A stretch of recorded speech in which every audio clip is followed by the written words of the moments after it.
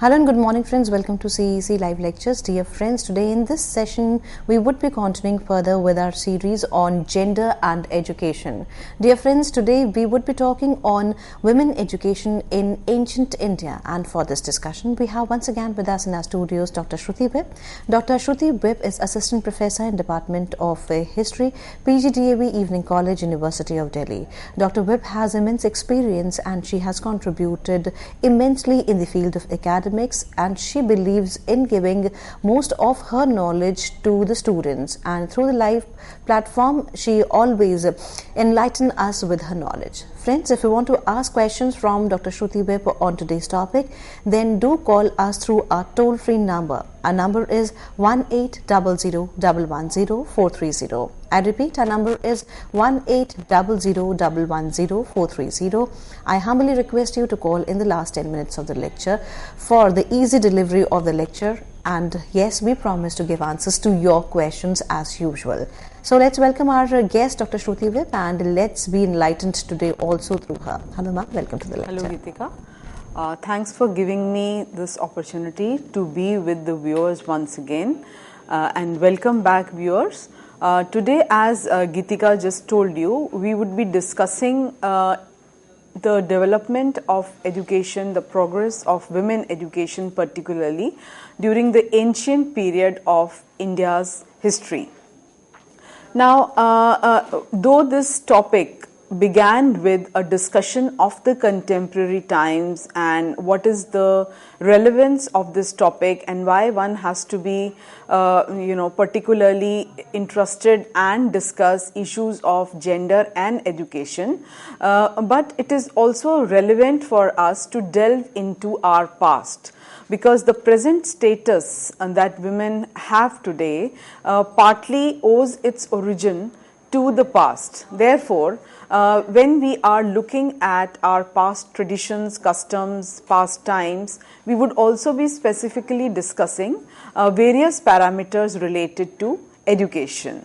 As you all know, the civilization began thousands of years ago in India, and the Indus Valley civilization, which falls in the category of proto-culture, proto-history, cannot really be discussed as far as education is concerned, because Indus script has still not been deciphered. This does not mean that civilization was not literate, but we cannot really be very specific and categorical about discussing women education or literacy for that period, simply because of the reason that the script is still not deciphered.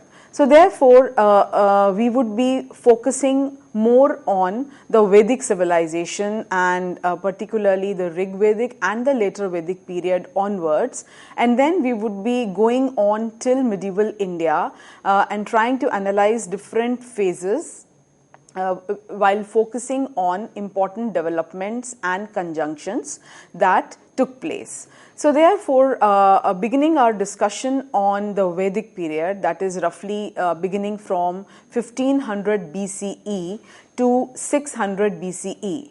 So the period from 1500 BCE to 1000 BCE has been described as the Rig Vedic period, whereas the period from 1000 BCE to roughly 600 BCE can be described as the later Vedic period.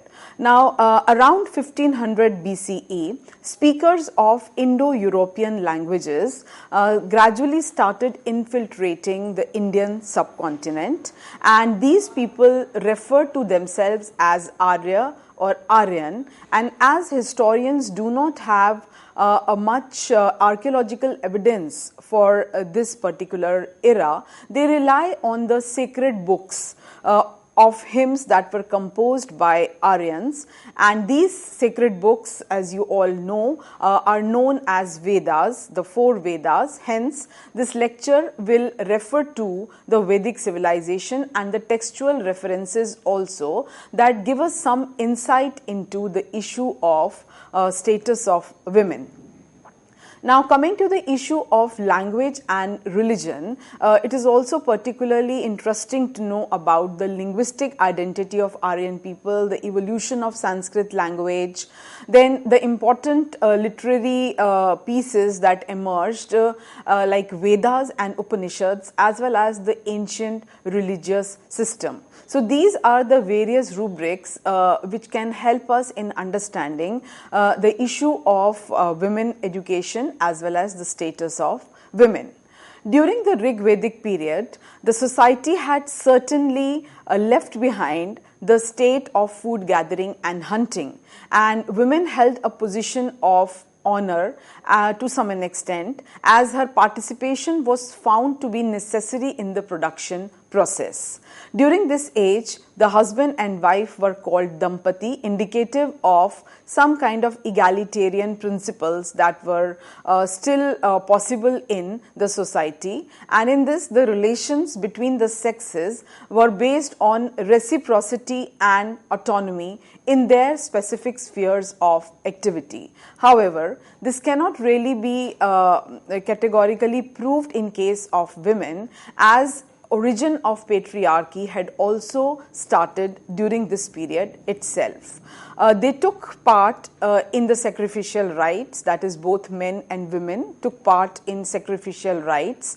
They jointly pressed the som, rinsed and mixed it with milk, and offered adoration to gods, thereby indicating that both the male and the female principle was important in any kind of ritual or worship or any kind of social gathering, and therefore women were bound to get some sort of importance in society.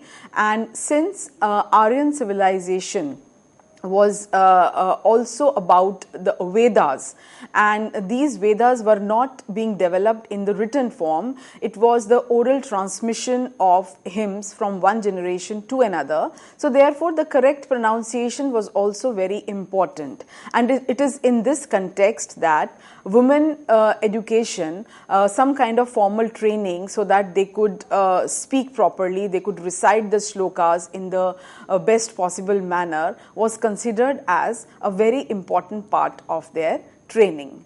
Coming to the issue of social status of women during the Vedic civilization, there are certain issues that can be highlighted, that like women's access to learning, which was very much there, then prevalence of women seers and composers of hymns, of which we have a number of examples. Then the right to public speaking, like women were not considered as those beings who could not speak out in public. The intelligent women did indulge in debates and discussions. Then also right to marry in accordance with personal choice. Then right to inherit property, again with some riders, and then the patriarchal family structure as well as control of husbands over wives, or control of the male members of society over the female members of the society, which was very much part of Rig Vedic society and culture as well. Women were equally associated with the rituals and participated in various deliberations. The women were also given an important place among the Ratnis, as has been mentioned at various places in Vedic literature.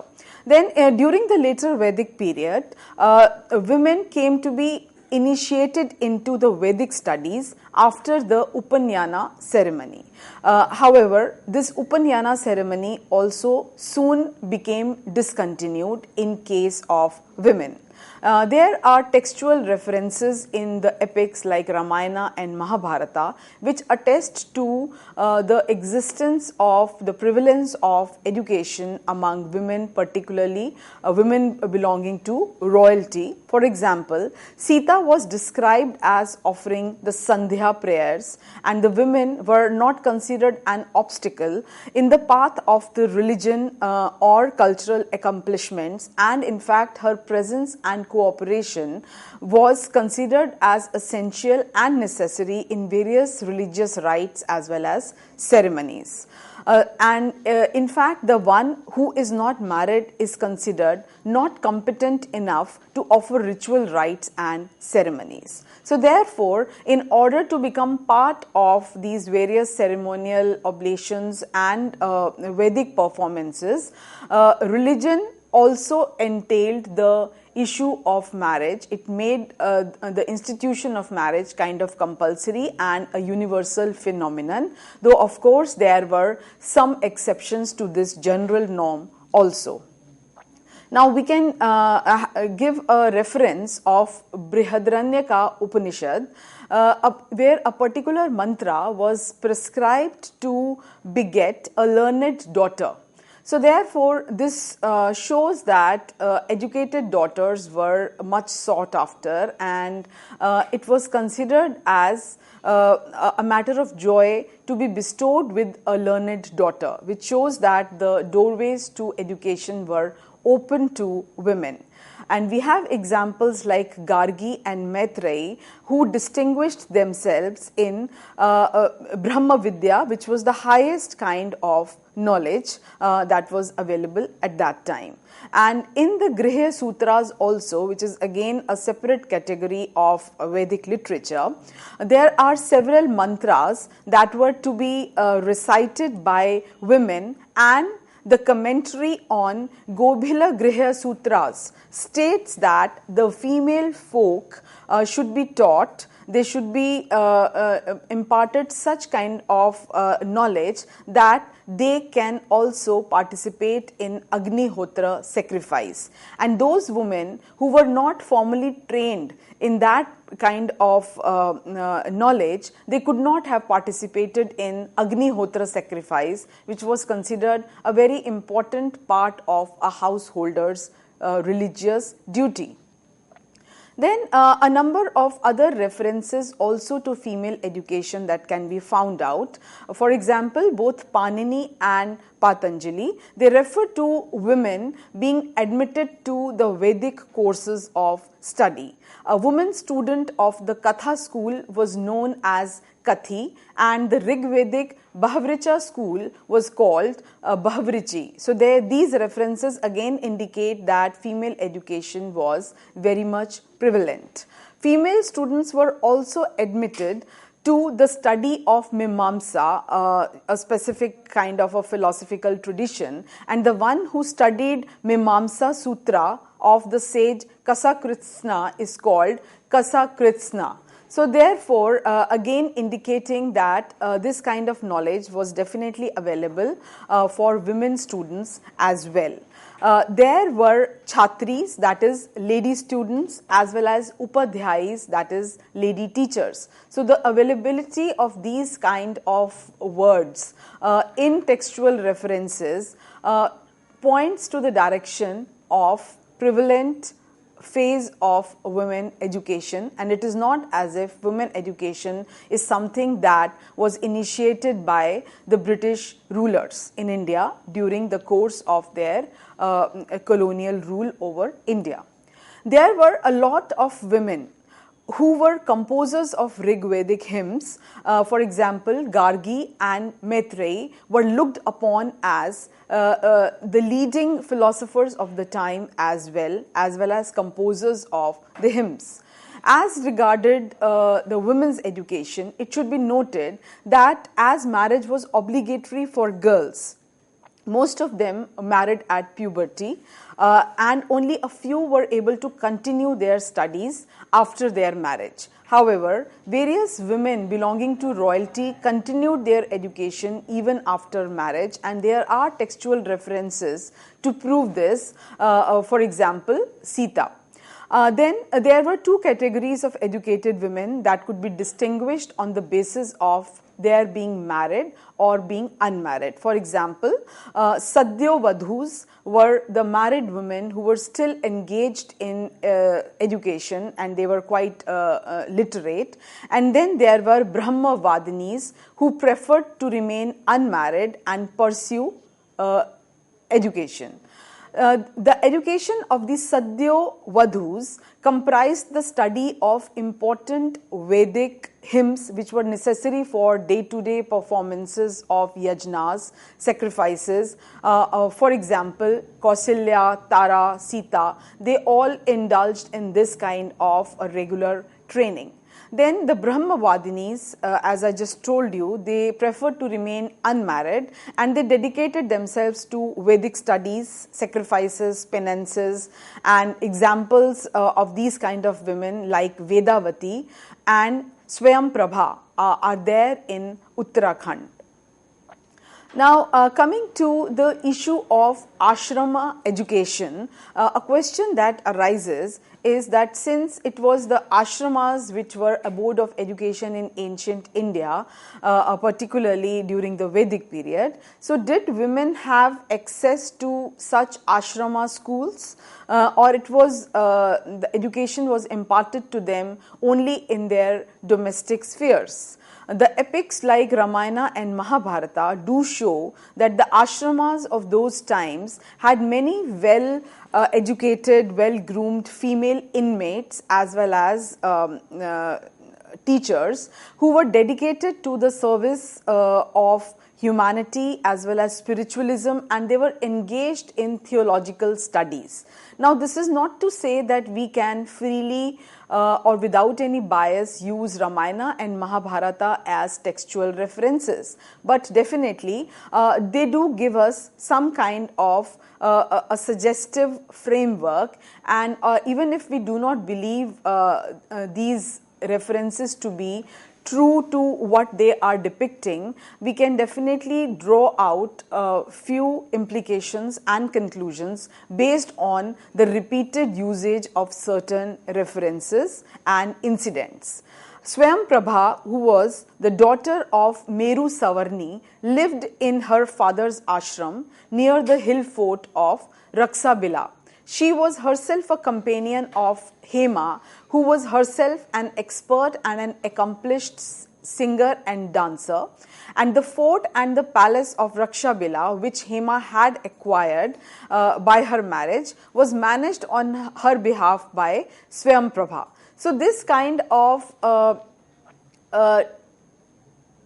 interest that was taken in the maintenance of an establishment and the kind of faith in a woman that she would be able to independently handle all kind of situations and all kinds of issues arising in a palace fort complex in itself seems quite encouraging, and this kind of textual reference must have had some kind of fable also attached to it, which needs to be clearly demarcated before considering it to be in entirety. However, there are various other examples from epics, fables and tales which do refer to the existence of educated and accomplished women during the ancient period of Indian history.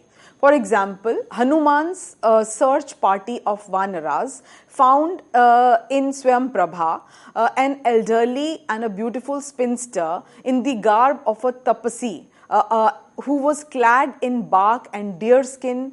She knew all the subjects and she was well versed in her knowledge. So this kind of reference time and again shows that Swayamprabha was a learned lady indeed.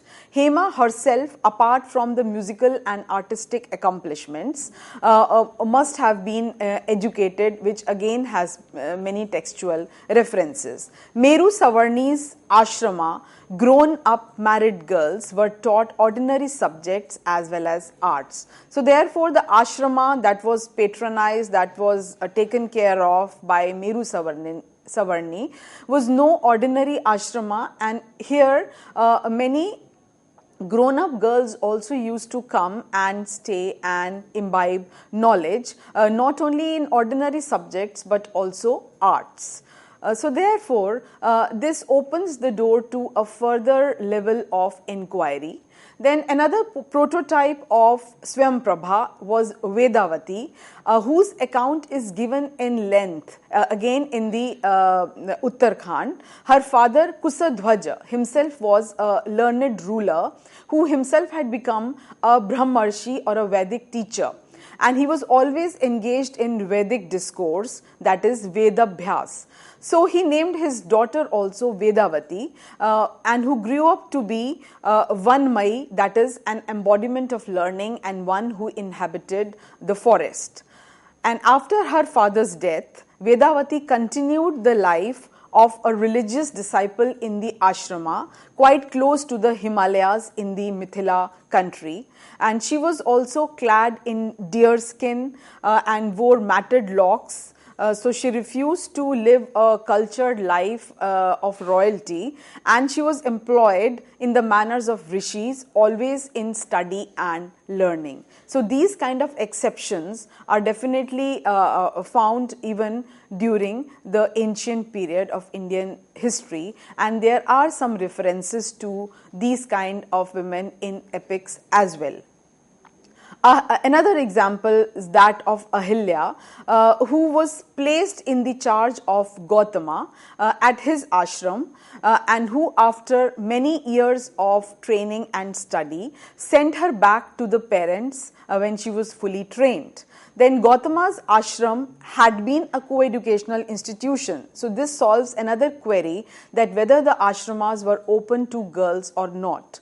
So the very fact that females like Ahilya were allowed to study in these ashramas for long period of time shows their co-educational character, where girls were sent by their parents from distant parts of the country in order to imbibe education and get trained in religion as well as culture, and eventually many of these women students ended up marrying their tutors also. Now, women of Southeast India during the period, during the epic period, were also educated as highly as men and in the same institution, and there are a number of references to this phenomenon again in Ramayana.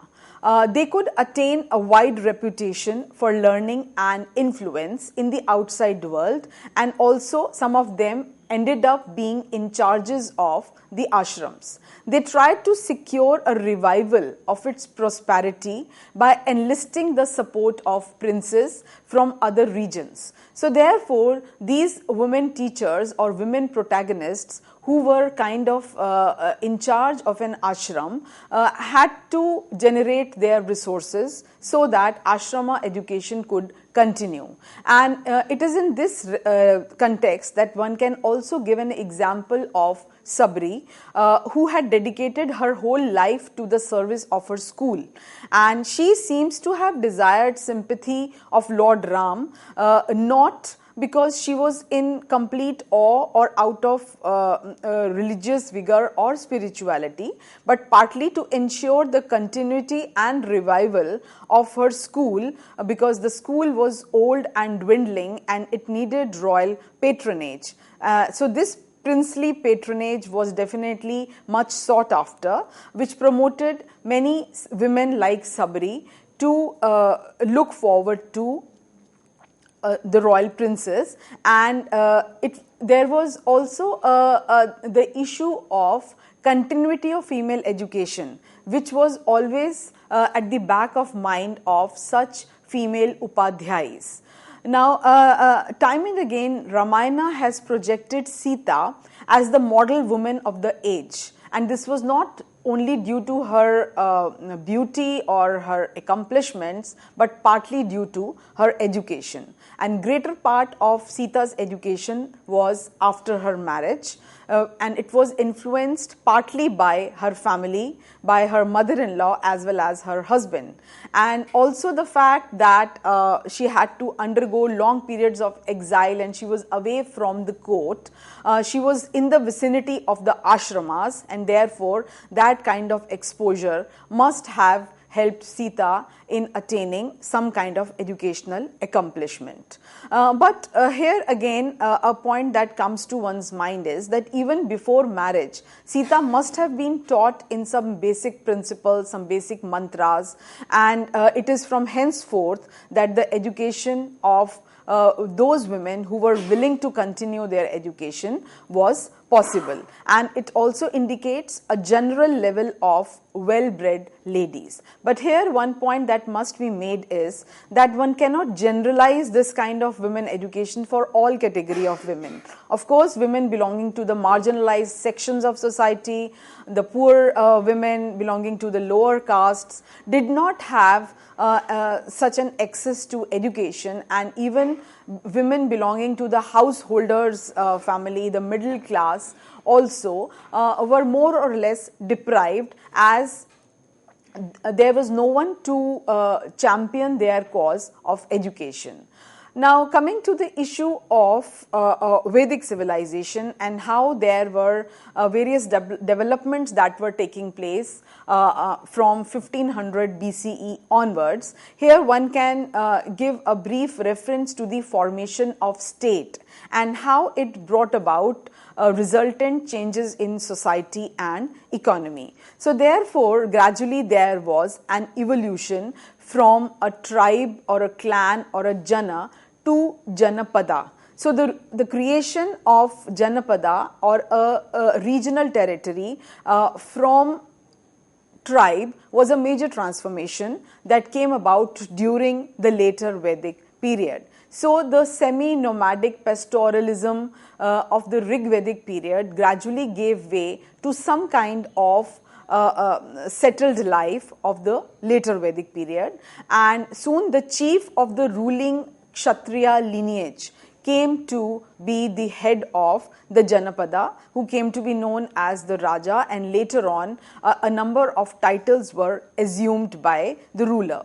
And the new name for the ruling lineage that emerged was Rashtra, that came to be synonymous with the state. Also, social stratification was a process that had started during the Vedic period, and particularly so during the later Vedic period.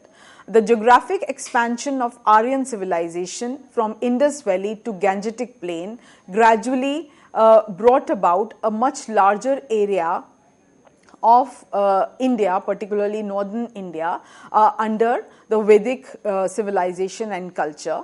And the primary ethnic units that had emerged during the Rig Vedic period was the Jana, or the tribe, and cattle wealth and the formation of ruling lineages was a very important phenomenon that had been going on since Rig Vedic period onwards. However, during the later Vedic period, the process of caste stratification got enhanced, and the fourfold division of the Varna system appeared, with particular rules and injunctions being ascribed to the four Varnas, that is the Brahmanas, Kshatriyas, Vaishyas and the Shudras, which also were referred to as Dasas.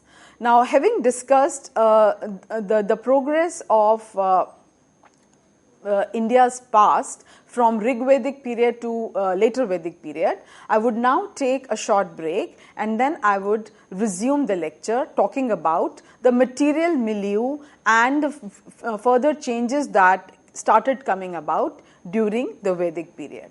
Thank you.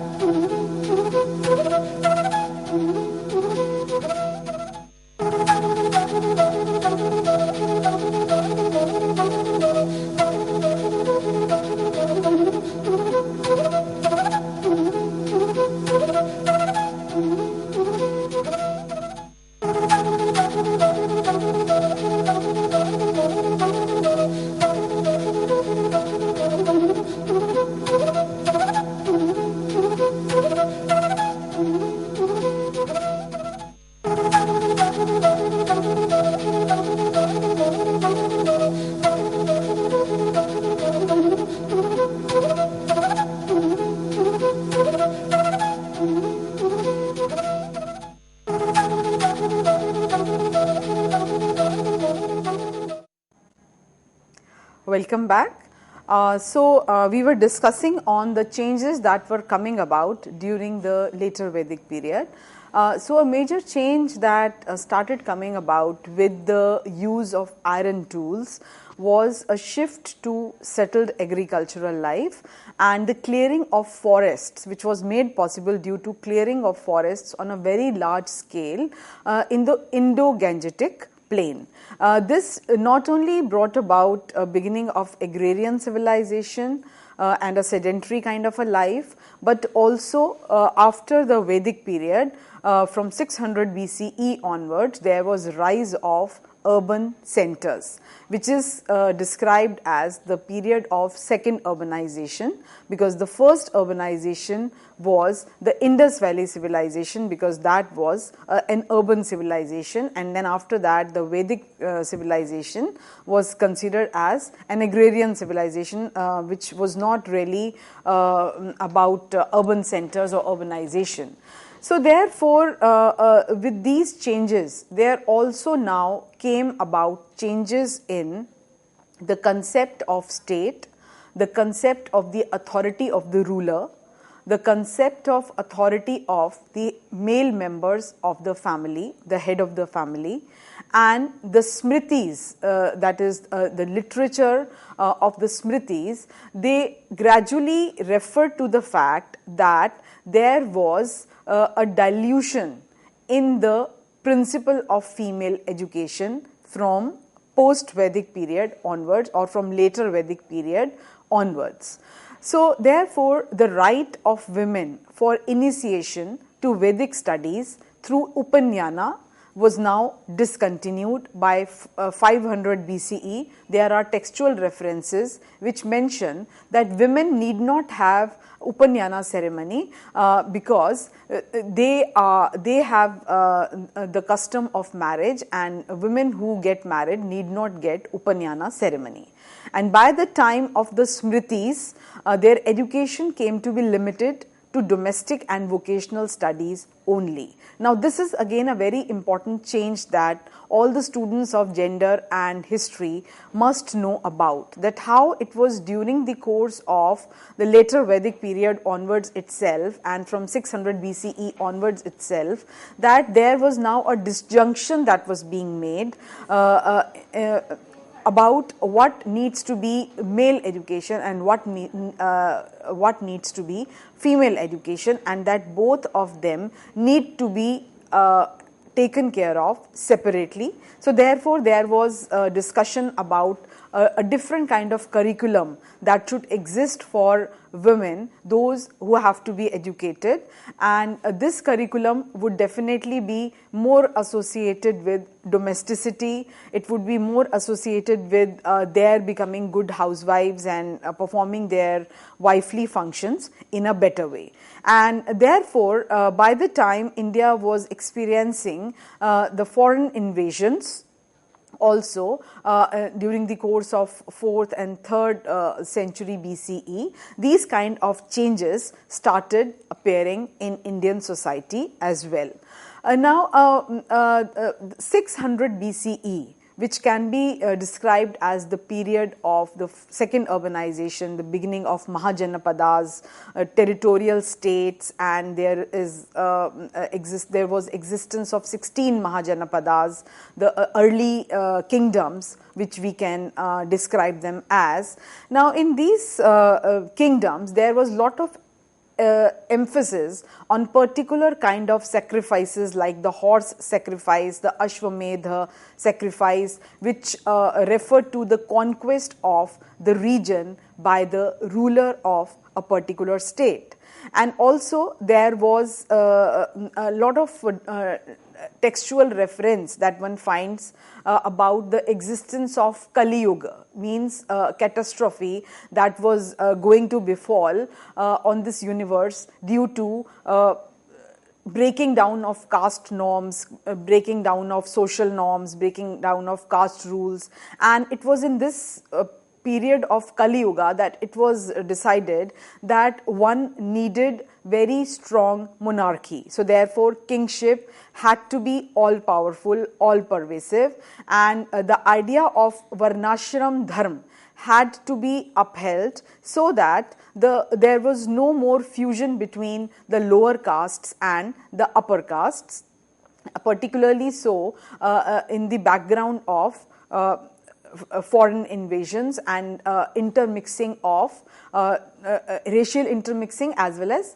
caste intermixing. So therefore, there was a detailed description of model kingship and duties of the king, and these kind of references are found in Upanishads as well as a number of Brahmanas, Aranyakas that had been developed, as well as the Smritis. The Smriti literature is full of such recommendations as to what are the moral duties of a ruler, and how a ruler, an ideal ruler is one who is able to uphold the Varnashram Dharam as well as the moral order of the society. And controlling a woman was considered as a part of a king's duty. So a king was good only if he was able to uphold morality in family by controlling the women, by not letting them go haywire, and in order to ensure this, there are specific punishments that are mentioned in the literature of this period, which refer to the importance of strict punishment being given by the ruler to those women who were not obeying their husbands, or who were going haywire, or who were not following the socio-cultural norms laid down by the society at large. So therefore, the ruler becoming the upholder of law, moral law, as well as cultural law, as well as political law, as well as justice. This kind of development that had become quite emphatic during this period definitely had some kind of influence over the status of women in society. So therefore, now there was a major change from the earlier times when women were an essential part of all the religious rituals. Now there were only a few religious rituals where women could partake, and there was now more emphasis on the reproductive function of women, not on their secular functions or on their other functions in which men were also participating, but specifically on their reproductive functions. And also there was a decline of the social status of women with the rise of the organized state and the caste system. Now, this kind of a transformation definitely had an impact on women education also. Gradually, she lost the important position that she was enjoying earlier, as now priests were increasingly employed to offer oblations in certain ceremonies instead of wife. So the role that was earlier being performed by an educated wife, and the wife had to be educated because she had to perform those yajnas and sacrifices, she had to correctly speak those, utter those hymns, that was no longer the case now, because the position of wife was conveniently usurped by the priests, the Brahmins, who in order to increase their own influence started this process from later Vedic period onwards. And by the beginning of 500 BCE, Upanyana came to be discouraged for girls, and it was declared that marriage was the substitute for Upanyana in the case of girls. So therefore, there was no need for them to undergo this kind of a ceremony, and these changes definitely indicate a decline in the general status and dignity of women during those times. Now, 600 BCE is also important for another very important development that was taking place in India, and that was the rise of heterodox sects, which we describe as the new religious order, that is Buddhism and Jainism. So it would be interesting to know as to how these new religions that had emerged in some of these Mahajanapadas, what was their attitude towards women, how they considered the issue of status of women as well as women education.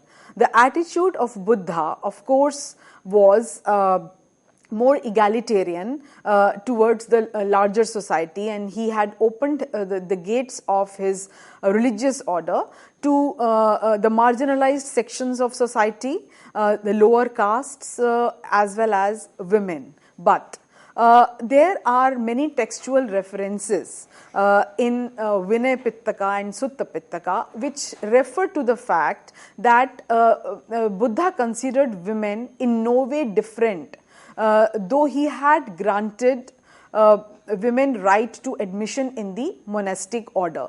So the similar kind of distrust and hostility that the Brahmanical literature had towards women, and the kind of mutual distrust that was shared by the patriarchal elements of society towards women from post-Vedic period onwards was also displayed by Buddha, though he was generous enough to allow entry to women in the monastic fold.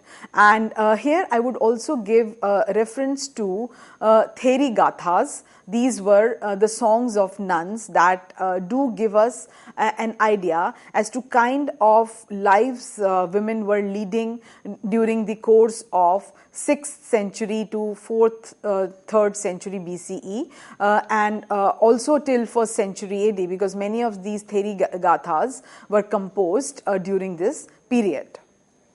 Now, even while finding the order of the nuns, when he was establishing the order of the nun, Buddha does not indicate that he was broad-minded enough to establish the equality of sexes, as he said that the nuns, even if she had been ordained for 100 years, must salute every monk in the most reverential manner, even if he has just joined the order, must remain standing in his presence, raise folded hands and show him due honor.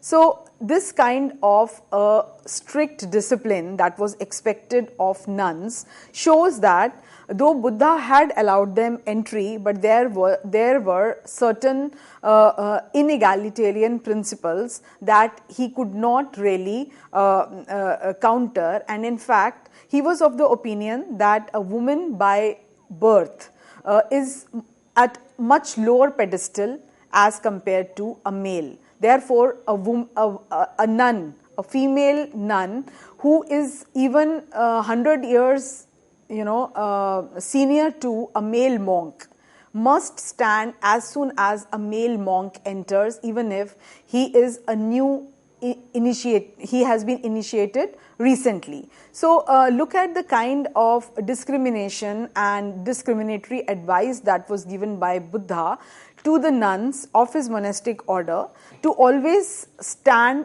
with folded hands and heads bowing down in front of a male monk, because by virtue and by birth she was no equal to a male member of the society. So therefore, and this kind of view persists or has persisted during the past, and even in the present context, one can find various references and also examples that are rampant in Indian society. So therefore, women have to exert too much to reach to a certain level, but still they are not considered as worthy of respect simply because of the fact that despite their education, they are merely women. Now, women of Buddhist and Jaina faiths had comparatively more freedom.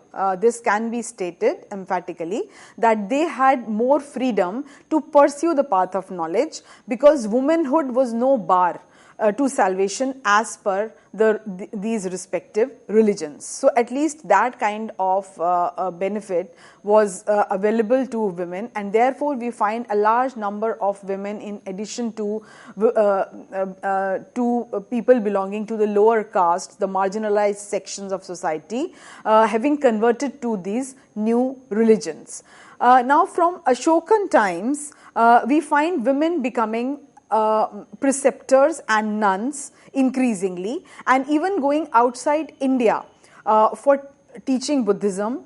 There are textual references, evidences from Sri Lanka of women having visited there in order to spread the Buddhist teachings. And among the women authors of the Therigathas are the stories of nuns, almost 32 nuns who had composed their own songs and stories, and these were largely unmarried women and 18 were married. So 32 were unmarried women who composed Therigathas, whereas 18 were married who had left their homes and become nuns, and they had composed Therigathas. Now these songs of nuns are a very valuable source of the socio-cultural history of that period, and they also tell us about the educational attainments and accomplishments of women of this period. And a large part of these women, those who became nuns, they started leading a life of celibacy in pursuit of religion and philosophy. Now, interestingly, these Therigathas are not only talking about philosophy or religion. There are references to the day-to-day life these women were leading, the kind of struggles that they had gone through. And one poem refers to the fact that the woman confides to her fellow nuns that she is so happy to leave her home, because now she is not expected to cook. And earlier, when she was married into a household, the whole day she would be cooking and the whole day would be spent in kitchen. So here now she was a free spirit, and she was not only free by body, she was able to move here and there, but she was also free in spirit. She could think about anything other than cooking food. So this kind of communication that one comes across through these Therigathas shows a lot of gender inequality that has existed, and it is still there. Women are primarily cooking most of their time, but then they also have now at least recourse to various other ways and means where they can get some respite. And it is again interesting to understand and to realize as to how women those days also had their dreams and aspirations, but since the society was not very forthcoming and the rules that were laid down by the patriarchal society were so rigid that nothing could be done about them. Now, from 300 BCE onwards, there was even more deterioration in the status and position of women. Women came to be characterized in very negative ways. For example, as being fickle-minded, those who could be easily won over by anyone, particularly by a handsome man who can sing and dance well, could easily impress any woman. These kind of references are found in a number of literary sources of this period. Then in Mahabharata also it was said that woman was the root cause of all evil and that she is narrow-minded.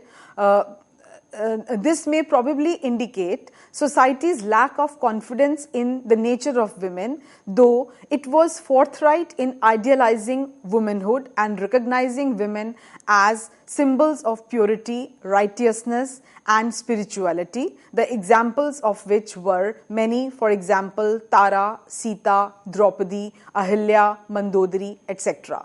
So therefore, what we see now is, from 300 BCE onwards, that two trends are emerging side by side. One trend is of criticizing the very nature of women, the very genetic make of women, that women by birth are evil and they must be controlled properly by the male members of the family, and particularly the king must be aware of what all is going on in his kingdom, and whenever something wrong happens and a woman is not following her pativrata dharam, then the king has to rule with an iron hand. And as has been pointed out by Professor Uma Chakravarti, there are so many references to public flogging of women at having broken simple rules, like if a woman without taking permission from her husband visits any of her relative, then she was bound to get publicly flogged, and it was the king of the realm who would be ordering so. And then also there were various other rules that were laid down, and her hair could be chopped off, and such public humiliation was a common sight, and it was considered as important in order to keep women firmly grounded and disciplined, because it was considered that women by nature are not stable in their mind and they easily get carried away. So therefore, by giving them these generous doses, it would be easy to control them. So on the one hand, this kind of a mindset that was taking shape, and on the other hand, the other mindset that was equally upsetting and equally demanding for women was the shroud of morality, the shroud of greatness that was bestowed on women, and women were made images of purity, righteousness, spirituality, and it was considered, it was declared time and again in the textual sources of this period that an ideal woman is one who is self-sacrificing, who considers it best to take care of the family, and there was no talk at all about the personal ambitions or goals or educational attainments or accomplishments of women. So therefore, from 300 BCE onwards, we come across a situation in Indian society where women education became very limited only to either the daughters of the Ashrama teachers, or particularly the members of the royalty, the female members of the royalty, and that too not a general kind of an education which was available to other members of society, the male members of the society, but particularly which was related to domesticity, which was related to arts, culture, singing, dancing, etc. Now, coming to the issue of lawgivers, because lawgivers definitely played a very important role in ancient India, and from time to time they devised various ways and means to keep society conform to the principle of Varnashram Dharam. And this also shows their attitude to women. For example, Manu stated that it is the very nature of women to seduce men in this world. Is there a question? Is there a question? Is there any question? Hello, ma'am. Hello. Yes. Please tell your name and ask your question. I have a question. Can I ask? Yes, sure. Please tell your name and ask your question. My name is Pawan. I am calling from Varanasi. Yes. Ma'am, I want to know about Ghosha, Lopamudra, Maitreyi and Gargi, the learned women of Vedic age. I want to know about these women. Okay, as I had just referred during the course of my lecture also, that Lopamudra, Gargi, Maitreyi, these were learned women of the Vedic period, and therefore there are textual references which tell us about how they not only composed hymns but they also indulged in philosophical debates and discussions. And Gargi had a famous discourse with Yajnavalkya, and the discourse went on for so long that ultimately Yajnavalkya had to put his foot down and say that enough is enough. My head is going to break now if I indulge into further kind of a discussion. So therefore, this shows the point that I was trying to make, and I think this also answers your question, that when we say that women education is a modern phenomenon and it was something that was encouraged or inculcated by the colonial rulers during the course of 19th, 20th century, then it is wrong, because there are references to female education during Vedic period. Now, this is not to say that all women were being taught or all women were going to ashrama schools, but there was a specific category of women who were being sent to ashramas. They were getting educated there, and they were not only getting education, they were even utilizing that education as by writing hymns, by indulging in philosophical debates, and some of them they also became in charges of ashrams, they became upadhyayis, they became teachers. So this is what is the contribution of these women. Hope you might have got answer of your question. Now, ma'am, I would like you to conclude further because we have only 4 minutes left over with us.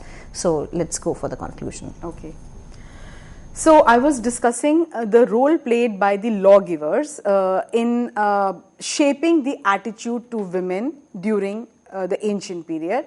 According to Manu, it is the very nature of women to seduce men in this world. And for that reason, the wise never remain unguarded in the company of females. So therefore, such an important lawgiver, if this was the kind of idea that was being generated, that women by nature are not trustworthy and one has always to guard himself in the company of women, speaks volumes about the status of women. Then again, this is not the general norm. There were some lawgivers who were not that outrightly or that vehemently critical of women. For example, we have references of Varaha Mihra for the Gupta period, who disapproves of the view that women are the slaves of senses. In his view, the behavior of men was in no way different from that of women. So he is talking in a more generalistic manner that human being, whether male or female, is by nature a slave of his desires or her desires. And he also stated, and so very true, that it is men who shamelessly drive women into misdeeds, but women are superior in values. So therefore, both the kind of tendencies were available. This also shows that there were some thoughtful men who were sympathetic to the cause of women, but their voice was feeble and they could not really make a dent into the biased Smriti proclamations or the kind of patriarchal structure that was becoming stronger day by day.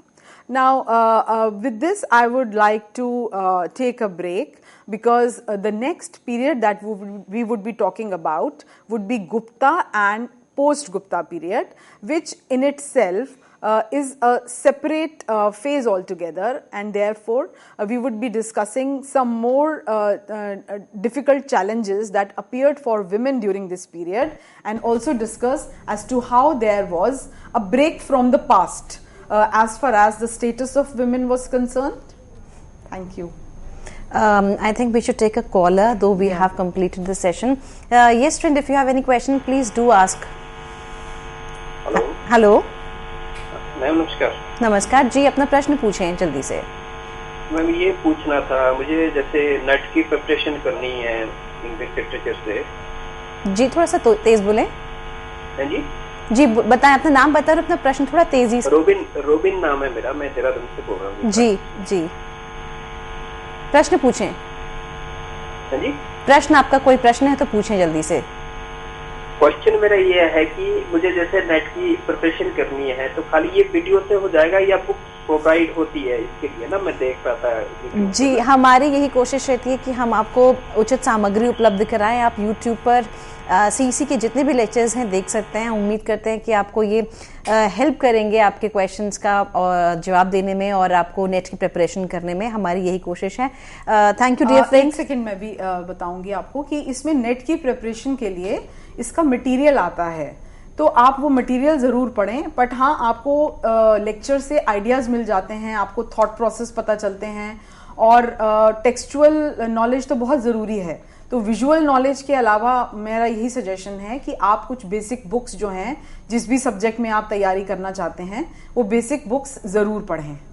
Ji, thank you dear friend, thank you for calling us, and yes, anytime you can call us and ask your questions. Friends, today we are taking your leave right now, and we would be meeting again very soon and would be continuing with a series on gender and education. Till then, take care, goodbye. Thank you ma'am, thank you so very much. Thank you.